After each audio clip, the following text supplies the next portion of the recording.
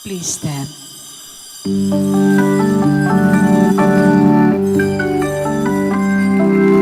Bayan muling magtibok,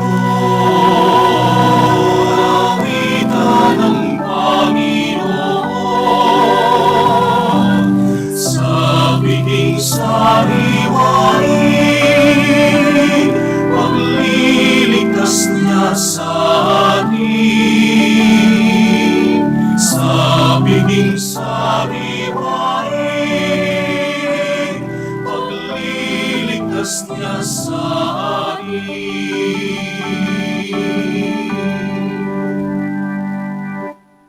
In the name of the Father, and of the Son, and of the Holy Spirit, Amen. the grace of our Lord Jesus Christ, and the love of God, and the communion of the Holy Spirit be with you all. And with your spirit. Good morning, Good morning, Father. and welcome to the Shrine and Minor Basilica of Our Lady of the Rosary of Manaoag. Today we come together as a community of believers in order to thank God. You have a lot of things to thank God, especially the gift of life that God has gifted us. But I'm sure we also come to pray especially for our needs, na sana po sa mabuting kalagayan palagi tayo, sana po na malampasan natin yung mga pagsusubok sa buhay, katulad ng lindol, ng baha, o ng bagyo. At ganun pa man sa ating pangangailangan, sa business, at sa buhay natin. At higit sa lahat, sa ating mga kaibigan, siguro nakukuha ng mga exams, board exams, sa mga may sakit, na sana sila ay gagaling. At sa mga taong pamilya na namatayan din po, ipagdasal po natin sila sa pamamagitan ng ating mahal na ina, ang ina ng Manaoag. So my dear friends, let us now make ourselves worthy of what we are asking for. Let us ask God's forgiveness for the sins that we have committed, as we say. I confess to Almighty God and to you, my brothers and sisters, that I have greatly sinned in my thoughts and in my words, in what I have done, and in what I have failed to do. Through my fault, through my most grievous fault. Therefore I ask the Blessed Mary, ever Virgin, all the angels and saints, and you, my brothers and sisters, to pray for me to the Lord our God. May Almighty God have mercy on us, forgive us our sins, and bring us to everlasting life. Amen. Lord, have mercy. Lord, have mercy. Christ, have mercy. Christ, have mercy. Lord, have mercy. Lord, have mercy. Let us pray. Draw near to your servants, O Lord, and answer their prayers with unceasing kindness, that for those who glory in you as their Creator and Guide, you may restore what you have created and keep safe what you have restored. Through our Lord Jesus Christ, your Son, who lives and reigns with you in the unity of the Holy Spirit, God, forever and ever. Amen. Please be seated. A reading from the book of the prophet Jeremiah. The following message came to Jeremiah from the Lord. For thus says the Lord, the God of Israel, write all the words I have spoken to you in a book. For thus says the Lord, incurable is your wound, grievous your bruise. There is none to plead your cause, no remedy for your running sore, no healing for you. All your lovers have forgotten you. They do not seek you. I struck you as an enemy would strike, punished you cruelly. Why cry out over your wound? Your pain is without relief. Because of your great guilt, your numerous sins I have done this to you. Thus says the Lord, see, I will restore the tents of Jacob, his dwellings I will pity. City shall be rebuilt upon hill, and palace restored as it was. From them will resound songs of praise, the laughter of happy men. I will make them not few, but many. They will not be tiny, for I will glorify them. His sons shall be as of old, his assembly before me shall stand firm. I will punish all your oppressors. His leader shall be one of his own, and his rulers shall come from his kin. When I summon him, he shall approach me. How else should one take the deadly risk of approaching me, says the Lord. You shall be my people, and I will be your God. The word of the Lord. Thanks be to God. The Lord will build up Zion again and appear in all his glory. The Lord will build up Zion again and appear in all his glory. The nations shall revere your name, O Lord, and all the kings of the earth your glory. When the Lord has rebuilt Zion and appeared in his glory, when he has regarded the prayer of the destitute and not despised their prayer. The Lord will build up Zion again and appear in all his glory. Let this be written for the generation to come, and let his future creatures praise the Lord. The Lord looked down from his holy height. From heaven he beheld the earth, to hear the groaning of the prisoners, to release those doomed to die. The Lord will build up Zion again and appear in all his glory. The children of your servants shall abide, and their posterity shall continue in your presence, that the name of the Lord may be declared on Zion, and his praise in Jerusalem, when the peoples gather together and the kingdoms to serve the Lord. The Lord will build up Zion again and appear in all his glory. Please stand.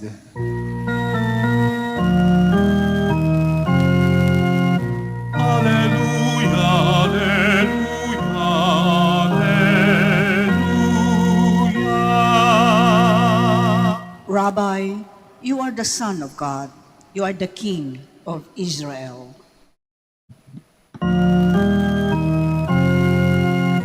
Alleluia, alleluia, alleluia.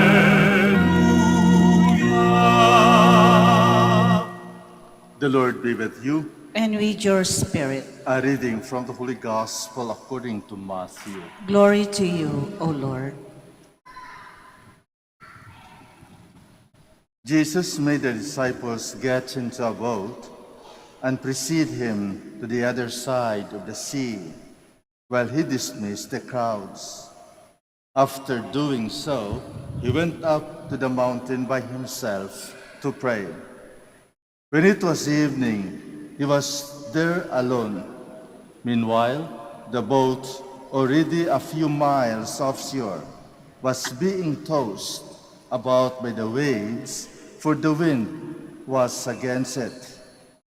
During the fourth watch of the night, he came toward them, walking on the sea. When the disciples saw him walking on the sea, they were terrified. "It is a ghost," they said, and they cried out in fear. At once, Jesus spoke to them, "Take courage, it is I. Do not be afraid." Peter said to him in reply, "Lord, if it is you, command me to come to you on the water." He said, "Come." Peter got out of the boat and began to walk on the water toward Jesus. But when he saw how strong the wind was, he became frightened, and beginning to sink, he cried out, "Lord, save me." Immediately Jesus stretched out his hand and caught him and said to him, O you of little faith, why did you doubt? After they got into the boat, the wind died down. Those who were in the boat did him homage, saying, Truly, you are the Son of God. After making the crossing, they came to land to Gennesaret. When the men of that place recognized him, they sent word to all the people, brought to him all those who were sick, and begged him that they might touch only the tassel of his cloak, and as many as touched it were healed. The Gospel of the Lord. Praise to you, Lord Jesus Christ. Please be seated. Sa pangyayaring sa umaga ito, nakikita natin na napakasensitive ang ating Panginoon. You can just imagine feeding 5,000 people or more than 5,000 people in that afternoon. Sigurado, mapapagod sila, lalong-lalo na yung mga apostoles. Mga tao din sila katulad natin. Nararamdaman nila yung pagod. Katulad ng mga pagtatrabaho natin sa opisina o sa bahay man o kung saan man tayo naghahanap buhay. Limitado din ang ating lakas dahil may katawan tayo. At nararamdaman ng ating Panginoon yan. Lalong-lalo na sa mga apostoles. Kaya pagkatapos, mapakain ng mga tao, sinabihan niya itong mga apostoles, okay, you retire, take your time, go to the other side, kasi wala mga tao na doon. Take the boat and transfer to the other side. At habang nasa bangka ang mga apostoles, ang ating Panginoon naman ay nagdasal, umakyat sa bundok at magdasal. Ito palagi ang ginagawa ng ating Panginoon. Pagkatapos ng milagro, nagpapasalamat siya sa Diyos na Ama. At siguro, tinatanong niya, tama ba ang ginagawa kong mission? Remember, He was sent by the Father for a mission, and that is in order to save us. At ayon, palagi niyang kausap ang Ama kung tama ba ang kanyang ginagawa. Nagpapasalamat siya sa Ama sa kanyang mga ginagawa sa misyon. So on the other hand, while the apostles were in the middle of the sea or of the lake, the strong wind came. Parang bagyo. At normal yan. Normal yan. Na biglang lalakas at siyempre tataas ang alon. Mahirap, lalong-lalo na kung gabi, dahil hindi mo makita ang kuryente ng tubig. So, they were tossed and they were afraid, knowing that these people are fishermen. Ito yung kinakatakutan eh. Ito yung belief nila na mayroong demonyo sa ilalim ng dagat na gumagalaw, pinagalaw ang dagat at upang patayin sila o kakainin sila. Nakikita ito ng ating Panginoon kung ano kahirap ang kanilang dinaanan. Kaya, always nandyan ang Diyos sa pagtulong sa kanila. Kaya nakita nila na naglalakad at mas lalong natakot sila kasi akala nila multo. Akala nila multo. So they were so afraid because they think that they saw a ghost. Kaya, ayan na naman ang ating Panginoon. Siguro sumisigaw siya, Habang nagpapanik sila, take courage. It is I. Do not be afraid. Sigurado, natutulungan sila ng Panginoon. But then, as usual, itong si Pedro na palaging nagdududa, sinabi niya sa Panginoon, totoo ba yan? Ikaw ba yan? Then, allow me to walk on the water. Allow me to go to you. At ayan, sabi ng Panginoon, come. Come. Kaya lang, nakita niya mas malakas ang hangin, mataas siguro na yung waves, nagduda siya. At sa kanyang pagduda yan, na-experience niya na lumulubog siya. At sigaw naman siya ulit sa ating Panginoon, Lord, save me. Lord, save me. Siyempre, wala na magagawa din siguro yung Panginoon. But to save. Kaya lang, mayroong paalaala siya kay Pedro. Oh, you of little faith, why did you doubt? Alam ko, hindi lang si Pedro ang nagdududa sa kakayahan ng Diyos. Lalong-lalo na sa totoong buhay natin. Lalong-lalo na sa mga pagsusubok na dinaanan natin. Siguro, baka may iba sa atin naka-eksperyensya. Noong July 27 na lindol, sa Ilocos o sa Baguio, kahit nagbibisita lang kayo, marami sa atin binabaha, eksperyensya ng baha, ng bagyo. Marami sa atin ang naka-eksperyensya ng bagyo ng pagsusubok sa buhay. Sakit, kamatayan ng mga malapit sa atin.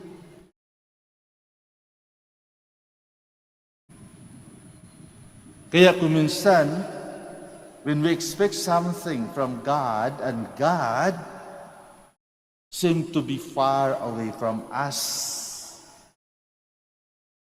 lalong-lalo na kapag ang kahilingan natin ay hindi dumarating, mas lalo tayong nagdududa kung may Diyos pa o wala.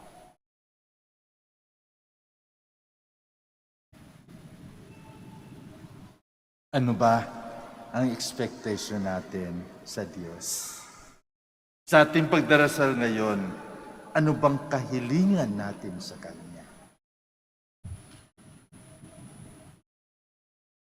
Your will be done, as we prayed our Father, or my will be done. And lead us not into temptation, but deliver us from evil. Diba yun mga dasal natin? Siguro mas maganda na kasama sa dasal na yan, yung total surrender. Hayaan natin ang Diyos. Pag nasabi na natin ang ating kailangan, we allow God to do His assignment. Huwag na natin kontrahin. Huwag na natin dudahan kung ibibigay ba o hindi. Alam ng Diyos kung ano ang dapat sa atin.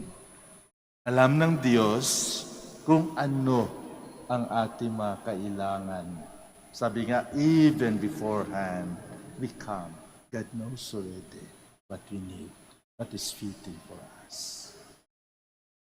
So what we need is to surrender ourselves to God. Hindi tayo pababayaan na malunod sa ating mga problema, lalong-lalo na sa panahong ito. Huwag lamang po tayo magduda sa kakayahan ng Diyos.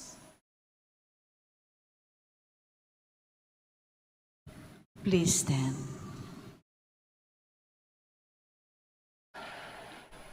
Let us make our prayers, O God, God's faithful people looking to Jesus Christ, as He encouraged the wavering faith of Saint Peter. So we know He is always with us, His hand outstretched to strengthen us and raise us up.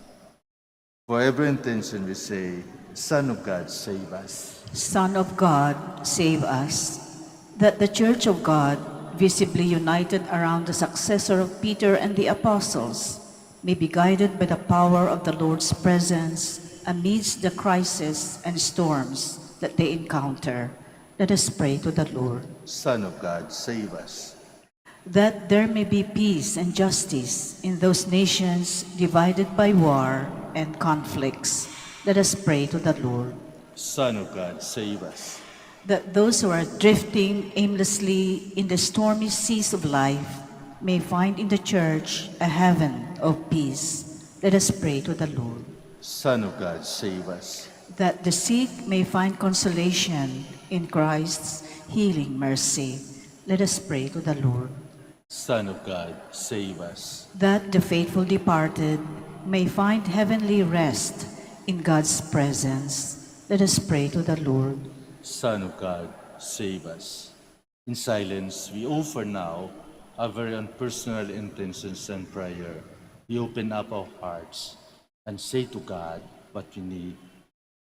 We also include the intentions of this Mass, and let us pray especially for those who are taking their exams and those who are sick and dying. We remember those who are celebrating the birthday today for their anniversaries.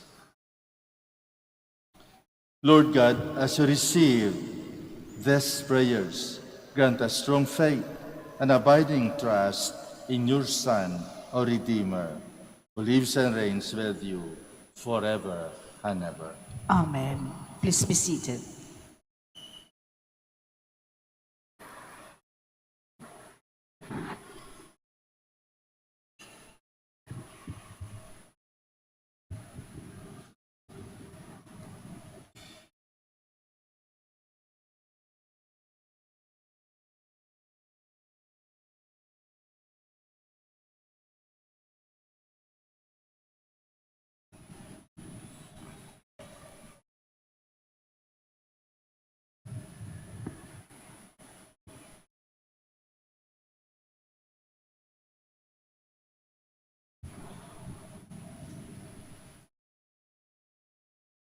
Blessed are you, Lord God of all creation, for through your goodness we have received the bread we offer you, fruits of the earth and work of human hands. It will become for us the bread of life. Blessed be God forever.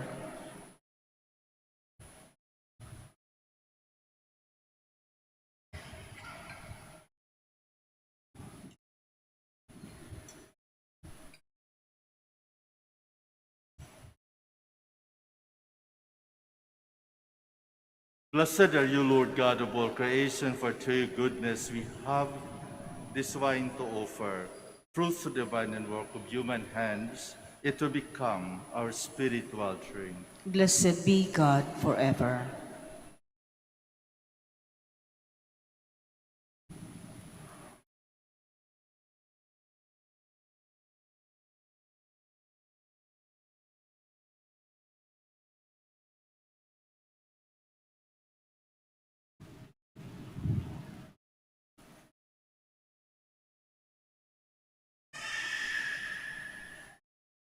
Please stand.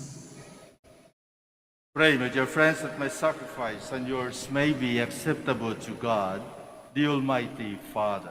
May the Lord accept the sacrifice at your hands for the praise and glory of his name, for our good and the good of all his holy church. Graciously sanctify these gifts, O Lord, we pray, and accepting the oblation of this spiritual sacrifice, make of us an eternal offering to you, through Christ our Lord.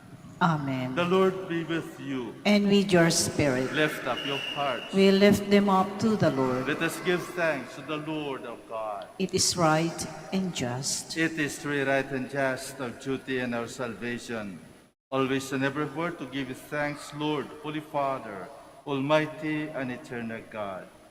For just as through your beloved Son, you created the human race, so also through him, with great goodness, you formed it anew.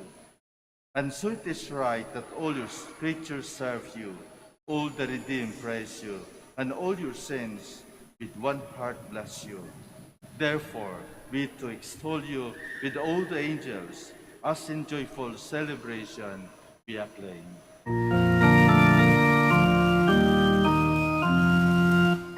Holy, holy, holy, Lord God of hosts. Heaven and earth are full of your glory.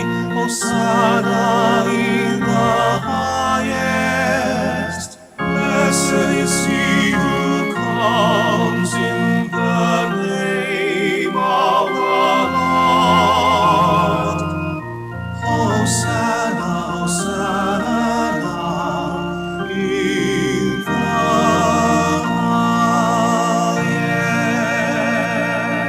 highest. Please kneel. You are indeed holy, O Lord, the fount of all holiness. Make holy, therefore, these gifts, we pray, by sending down your Spirit upon them like a dewfall, so that they may become for us the body and blood of our Lord Jesus Christ. At the time he was betrayed and entered willingly into his passion, he took bread and giving thanks, broke it, and gave it to his disciples, saying, "Take this, all of you, and eat of it, for this is my body, which will be given up for you."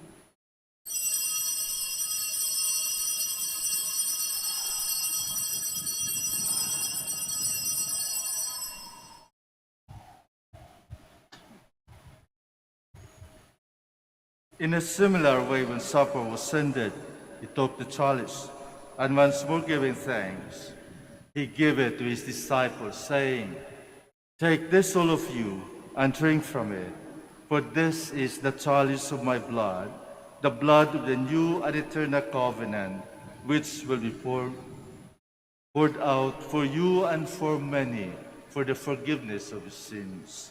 Do this in memory of me."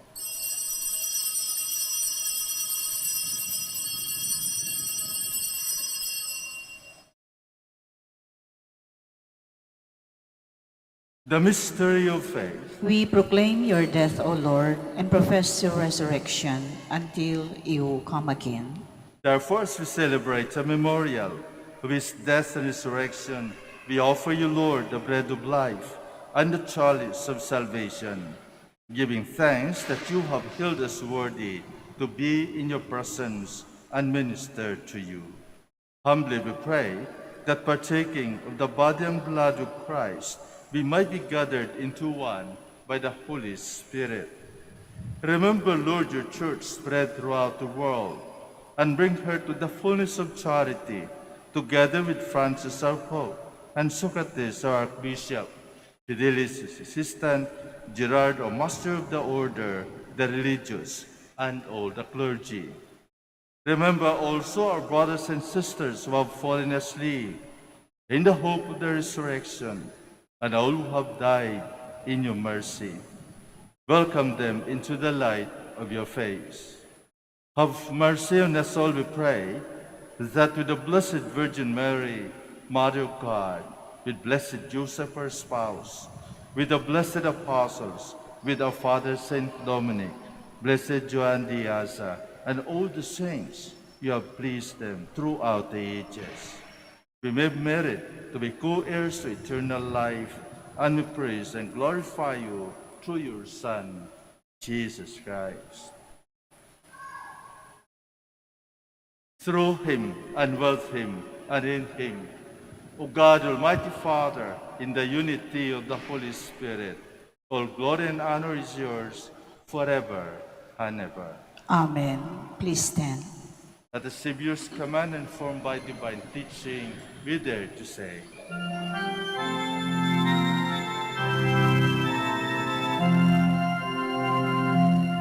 Ama namin, sumasalangit ka, sambahin ang ngalan mo, mapasahin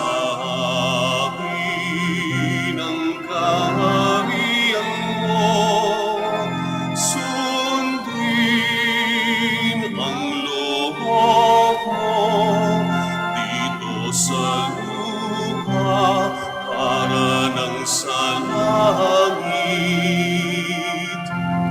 Bigyan mo kami ngayon ng aming kakanin sa araw-araw.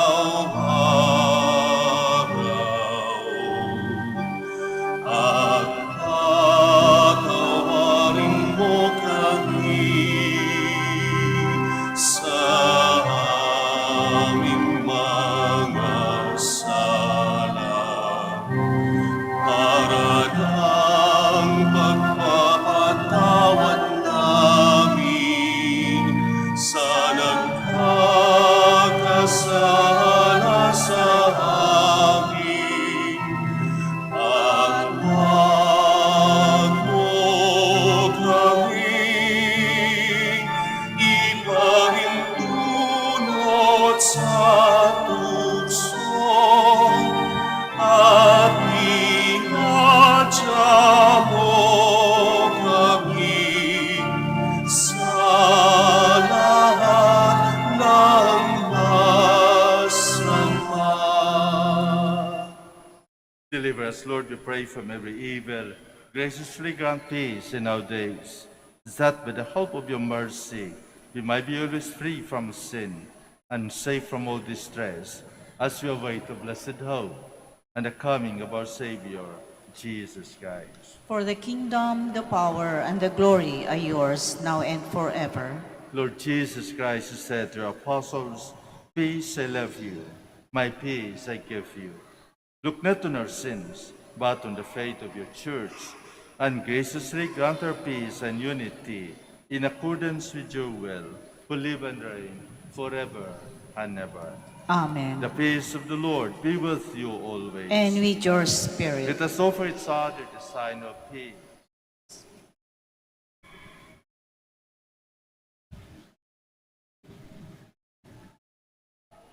Lamb Lamb of of God, God, you take away the sins of the world, have mercy on us.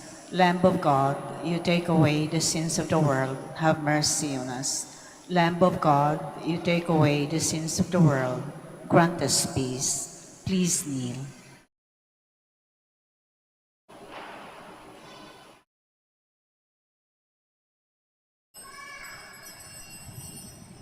behold Jesus, the Son of the living God, the Lamb of God who takes away the sins of the world. Blessed are those called to the supper of the Lamb. Lord, I am not worthy that you should enter under my roof, but only say the word, and my soul shall be healed.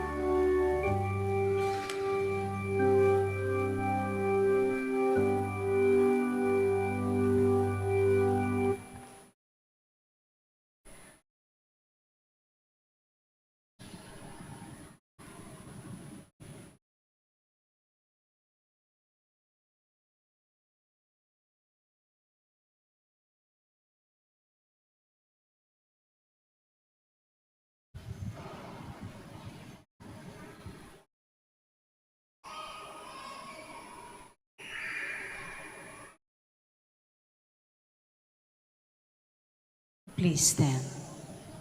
Let us pray. Accompany with constant protections, O Lord, those you renew with the heavenly gifts, and in your never-failing care for them, make them worthy of eternal redemption through Christ our Lord. Amen. Maraming salamat po sa inyong pag-isa sa Eucharistiyang ito. At salamatan na po natin ang ating mahal na ina na tinawag tayo at upang makapaghingi ng makahilingan natin. Huwag tayong matakot. Ang sabi ng ating Panginoon, magtiwala tayo sa Kanya. So, have faith, do not doubt. God is always in our life. God is always accompanying us. What we need is only to keep praying. And please include us also here in the Minor Basilica of Our Lady of the Rosary of Manaoag, especially our frontliners. Ingat po. The Lord be with you. And with your spirit. May Almighty God bless you, the Father, and the Son, and the Holy Spirit. Amen. O Mass is ended, let us go in peace. Thanks be to God.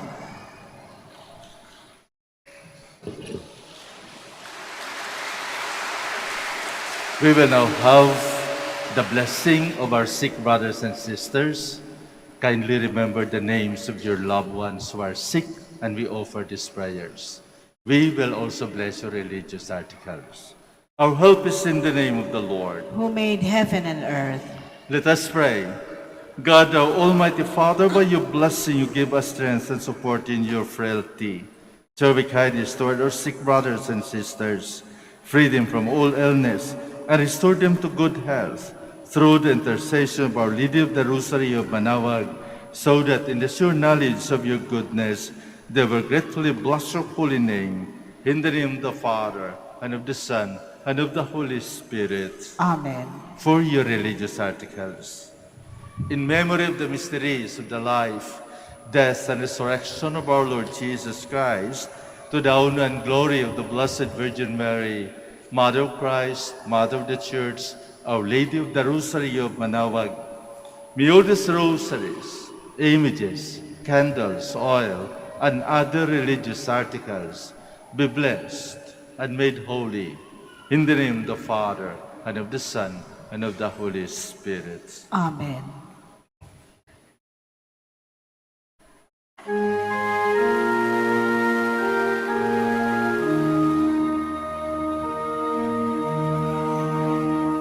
O beautiful Mary, our loving Mother, do help us and lead us to our way to heaven. O beautiful Mary, the world honors you. O beautiful Mary, our